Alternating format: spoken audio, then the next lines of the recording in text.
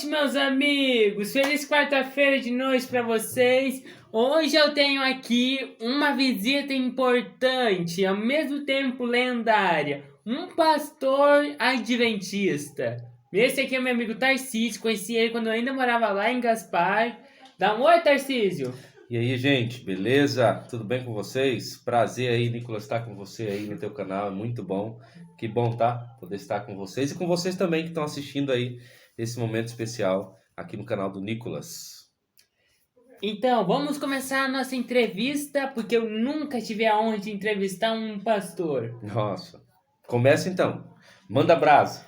Então, primeira pergunta. Como foi a sua sensação de pisar em uma faculdade para pastores? Então, contar a história para tu entender, tá? E vocês À também de vontade, à casa aí vontade. entenderem. Eu, com 12 anos de idade, tive o chamado de Deus para ser pastor. E desde os 12 anos de idade, eu comecei o desejo no meu coração de estudar teologia para ser pastor.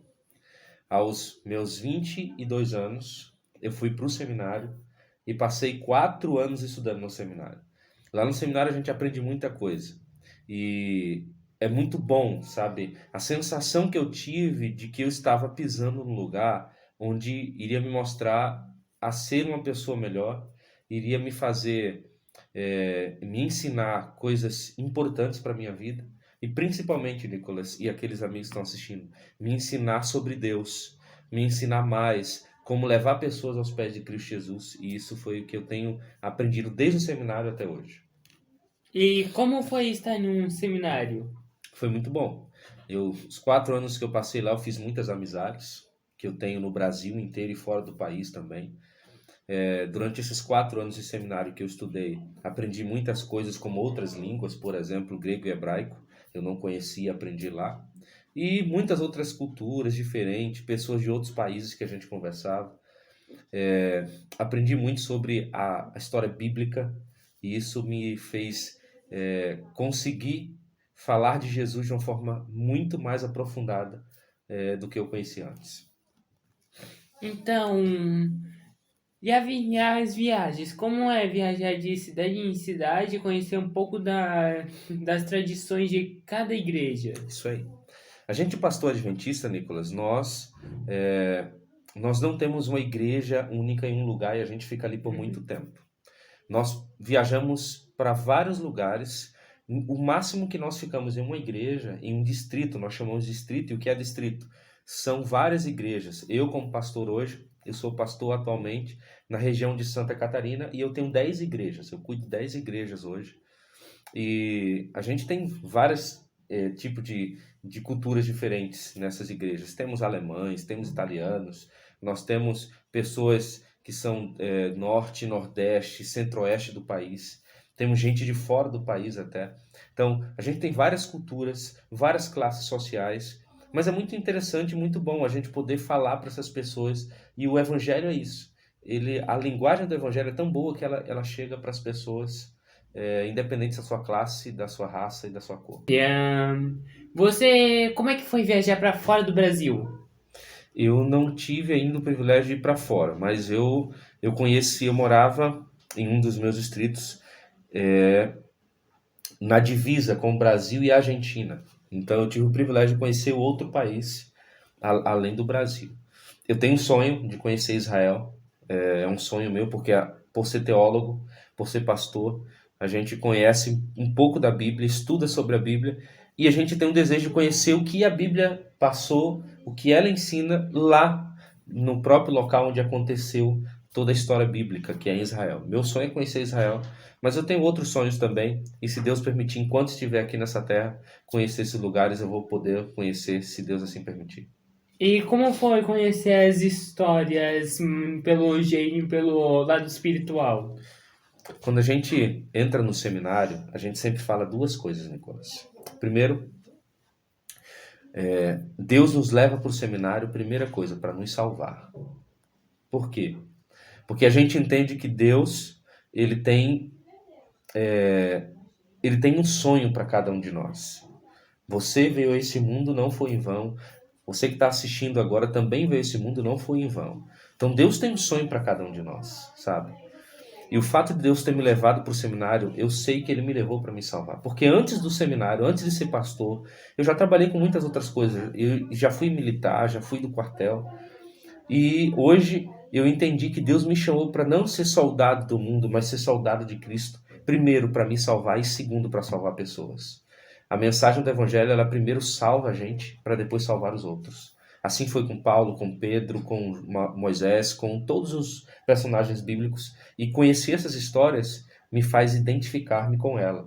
Então, todas as vezes que eu leio a história de Pedro, eu olho para Pedro e olho para mim e digo, olha, eu sou muito parecido com Pedro. Você também, que está assistindo, você também é muito parecido com Pedro. Nós temos o DNA de Pedro porque a gente erra direto. A gente falha, a gente tá cheio de erro direto, sabe? E é bom saber que os personagens bíblicos são reflexos daquilo que nós somos. E se Deus usou aquelas pessoas, Ele também vai usar a gente para a pregação do Evangelho. Por acaso você já se sentiu como se fosse um pastor, daqueles pastores lá que cuida de ovelhas? Sim. De vez em quando a gente tem que mostrar o caminho para a ovelha onde ela deve comer. Por isso que Jesus compara o trabalho de um pastor com o ministério pastoral. Por quê? Porque o pastor de ovelhas, ele é aquele que vai guiar as suas ovelhas para o pasto, é aquele que vai cuidar das feridas, é aquele que vai trabalhar ou tratar as ovelhas de uma forma especial. E as ovelhas reconhecem a sua voz. Um pastor ou ministro de Deus, um ministro do Evangelho, é aquele que não só prega na igreja, é aquele que não só faz os cultos da igreja, mas é aquele que cuida, aquele que direciona, aquele que guia para que as ovelhas se multipliquem, aquele que vai mostrar a melhor pastagem, aquele que vai lá quando a ovelha ela cai no aprisco, ele vai lá buscar ela, curar as feridas. Então o trabalho do pastor é um trabalho difícil. É um trabalho duro, cansativo, porque às vezes tem aquelas ovelhas rebeldes que querem derrubar o pastor e a gente tem que orar por ela, a gente tem que cuidar e dar carinho. Ovelha é um animal muito cuidadoso, muito delicado. Ele precisa de muito carinho, porque se você não dá carinho e amor para a ovelha, ela não vive, ela vai entrar em depressão e ela vai morrer. Então, assim como a ovelha que Jesus comparou, nós cuidamos dos filhos de Deus dessa forma, como pastores.